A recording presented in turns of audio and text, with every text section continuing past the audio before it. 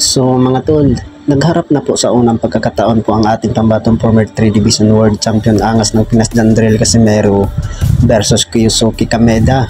Ito pala ang makakalaban po ni Jandrel Casimero mga tol.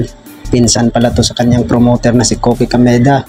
Ay pumunta na po ang angas ng Pinas Jandrel Casimero sa Japan para po mag-face off. Samantala ay may kartada itong si Kyosuke Kameda mga tol ng 15 wins, 9 knockouts at may 5 talo. Natalo din ito ni David Picasso by majority decision at tinalo din ito ni Luis Neri itong si Kyosuke Kameda mga tol by unanimous decision.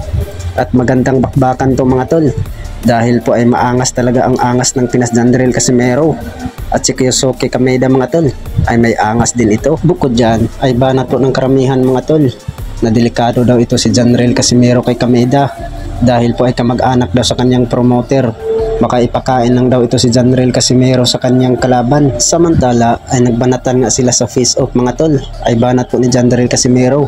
I-knockout daw niya itong si Kyosuke Kameda sa round 1. At banat naman ni Kyosuke Kameda mga tol ay i-knockout daw niya itong si Jandrel Casimero. Sa kabilang banda naman mga tol ay bukas na po natin makikita po ang laban ni Jason Bison versus Oscar Collazo para po sa unification fight. Nakataya po ang hawak po ni Oscar Collazo ng WBA at WBO at The Ring Magazine sa minimum weight division.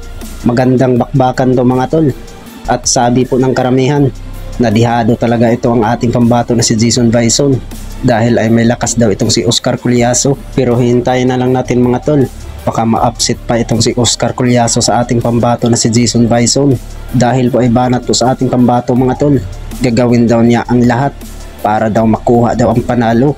Gugulatin daw niya bukas mga tol ang mundo ng boxing.